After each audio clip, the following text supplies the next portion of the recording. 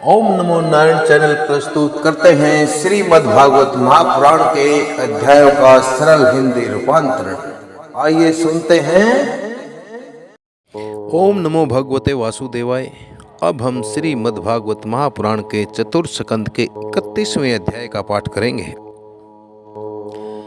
जिसमें नारद मुनि जी का प्रचेताओं को उपदेश देना और प्रचेताओं का परम पद प्राप्त करना, किस प्रकार से प्रचेताओं को परम पद प्राप्त हुआ था तथा नारद जी ने क्या उपदेश दिया था, इस पाठ के अंदर हम इसी पे चर्चित पाठ का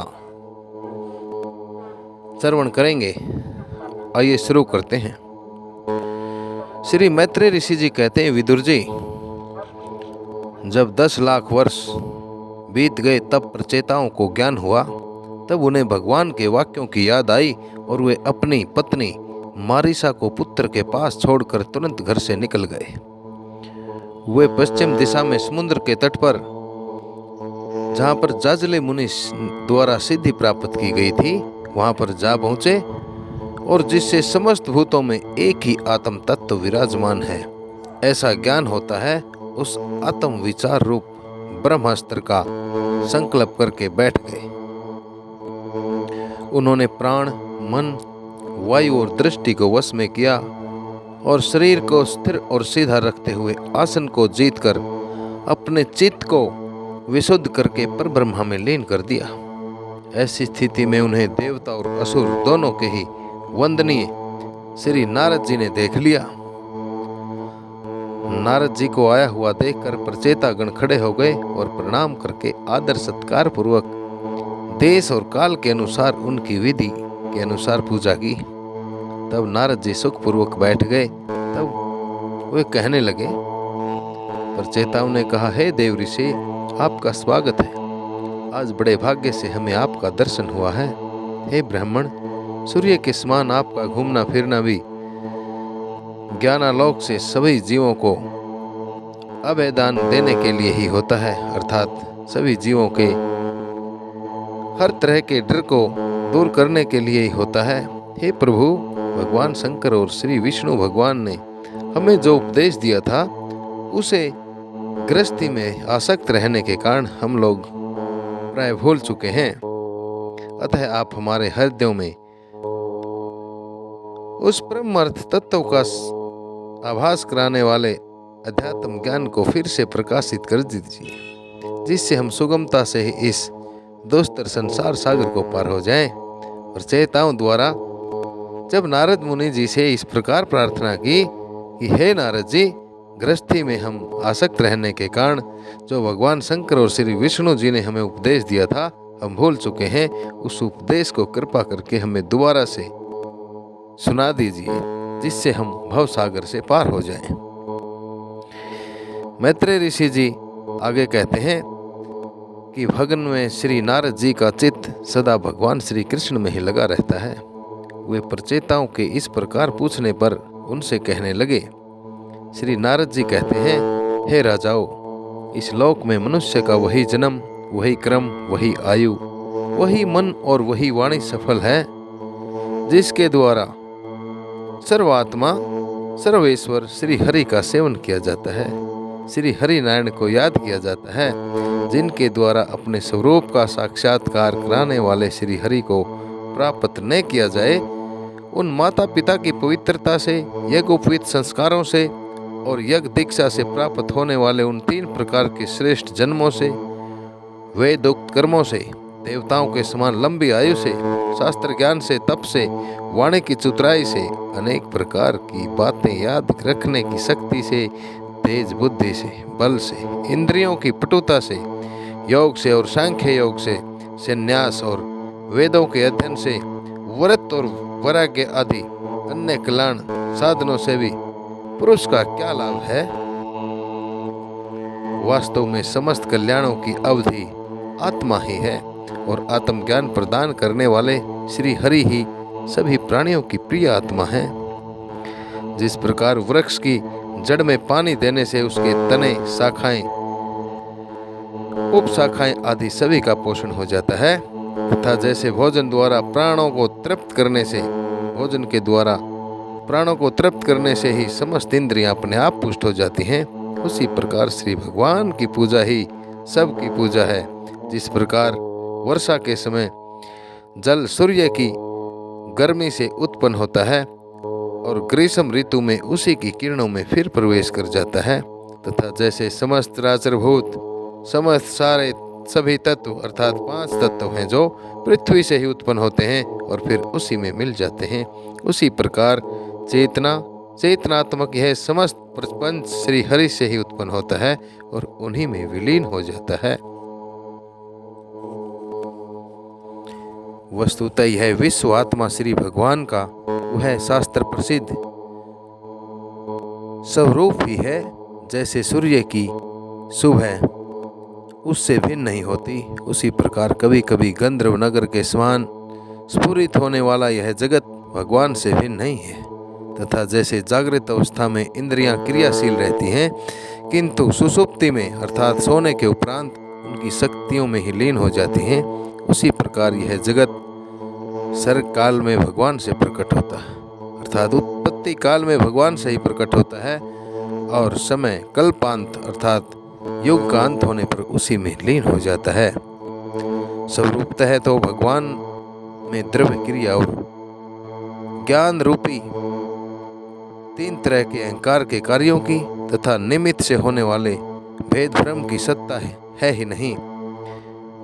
हे राजन, हे नृपति गणों, जैसे बादल अंधकार और प्रकाश ये क्रम से आकाश से प्रकट होते हैं और उसी में लीन हो जाते हैं, किंतु आकाश इनसे लिप्त नहीं होता, उसी प्रकार ये सत्व रज और तमोमयी शक्तियाँ कभी परब्रह्मा से उत्पन्न होती हैं और कभी उसी में लीन हो जाती हैं।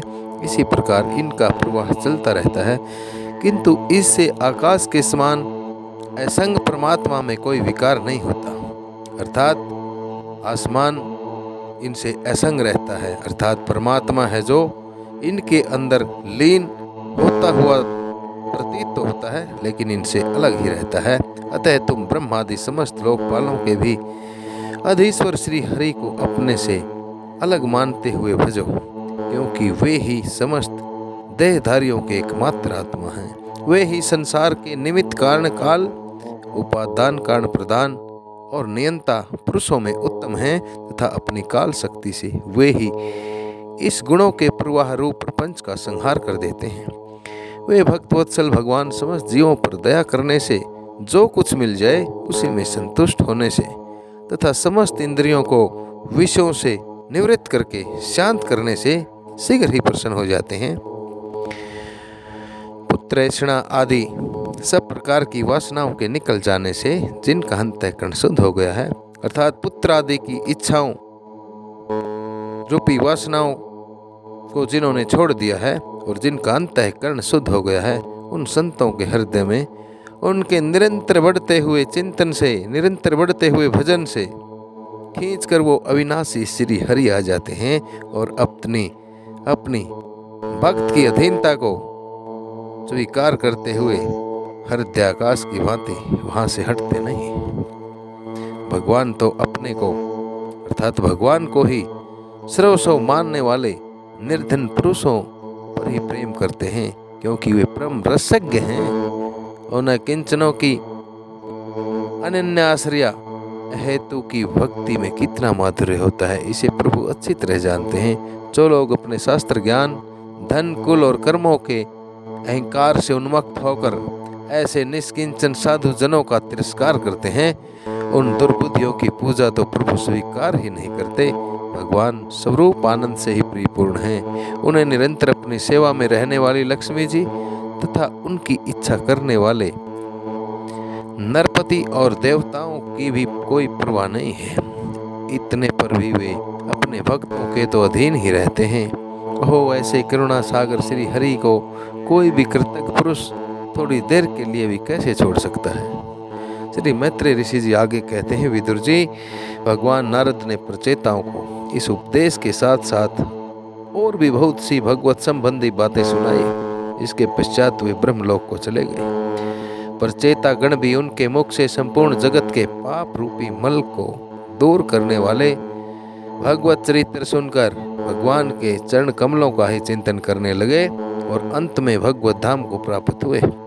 इस प्रकार आपने जो मुझसे नारद जी की और प्रचेताओं के भगवत कथा संबंधी बातों के विषय में पूछा था वह मैंने आपको सुना दिया। श्री सुखदेव जी कहते हैं, राजन, यहाँ तक स्वयंभव मनु अर्थात स्वयं ही उत्पन्न हुए मनु के पुत्र उत्तानपाद के वंश का वर्णन हुआ। अब प्रियव्रत के वंश का विवरण भी सुनो। राजा प्रियव्रत ने नारद जी से आत्मज्ञान का उपदेश पाकर भी राज्य को भोगा तथा अंत में इस संपूर्ण पृथ्वी को अपने पुत्रों में बांटकर वे भगवान के परम धाम को प्राप्त हुए थे। राजन, इधर श्री मैत्रेय जी के मुख से यह भगवत गुणों का पवित्र अनुवाद रूपी कथा सुनकर विदुर जी प्रेम मगन हो गए। भक्ति भाव का उद्रेक होने से उनकी आंखों से पवित्र आंसुओं की धारा बहने लगी तथा उन्होंने हृदय में भगवत उच्चारणों का स्मरण करते हुए अपना मस्तक मुनिवर श्री मैत्रेय जी के चरणों पर रख दिया। विदुर जी कहने लगे, हे महायोगिन, आप बड़े ही करुणा में हैं। आज आपने मुझे अज्ञान रूपी अंधकार से उस पार पहुंचा दिया है जहाँ किंचनों के सर्वस्व श्री हरि विराजते हैं। श्री सुखदेव जी कहते हैं, मैत्रेय जी को प्रयुक्त कृतज्ञता सूचक वचन सुनकर तथा प्रणाम करके विदुर जी ने उनसे आज्ञा ली और फिर शांत चित होकर अपने बंधुजनों से मिलने के लिए वे हस्तिनापुर चले गए। राजन, जो पुरुष भगवान के शरणागत परम भागवत राजाओं का यह पवित्र चरित्र सुनेगा उसे दीर्घायु, धन, सुयश, क्षेम, सद्गति और ऐश्वर्य की प्राप्ति होगी। इस प्रकार श्रीमद् भागवत महापुराण के चतुर्स्कंध का यह 31वां अध्याय सभी भक्तजनों द्वारा सुना गया। ओम नमो नारायण चैनल एक सनातन चैनल है। श्रीमद् भागवत महापुराण की पुण्यमयी कथाओं का प्रचार और प्रसारित करना ही इसका मुख्य उद्देश्य है। नरेंद्र कौशिक की विनीत और बारंबार हृदय से प्रार्थना है, कृपा चैनल को सब्सक्राइब करके इन पुण्यमयी कथाओं को आगे से आगे शेयर करके पुण्य के भागी बने। इन्हीं शब्दों के साथ सभी को